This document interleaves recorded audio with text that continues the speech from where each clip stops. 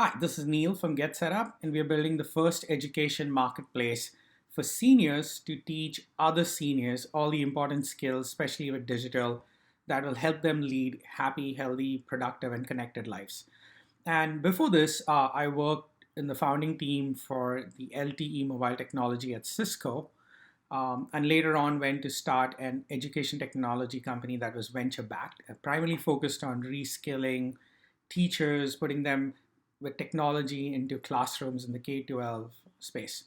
Hi, I'm Lawrence and a co-founder with Neil at GetSetup. I was an early member of the Yahoo management team and responsible for overseeing global alliance strategy for the company, which makes me the older part of this operation. As someone in their 50s, I believe that the senior demographic has so much more potential and untapped talent to offer.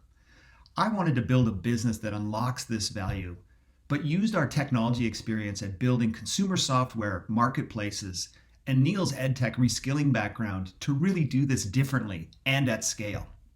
Driving digital adoption and engagement is a huge problem for businesses targeting the 50 plus demographic. So, the way we are trying to solve it is by building a real time tool, a video tool that can allow seniors who are passionate about teaching to quickly come in, get reskilled on products like Shopify, LinkedIn, Uber, or pure old Zoom, and then be able to teach a huge population of other seniors who want to use these services to unlock value.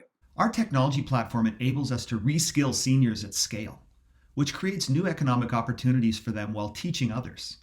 But the magic really happens when an older adult teaches another older adult.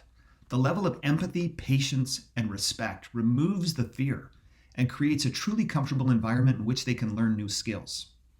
We've designed our curriculum and training program to ensure that our live classes are completely interactive so students learn by doing, not simply by watching.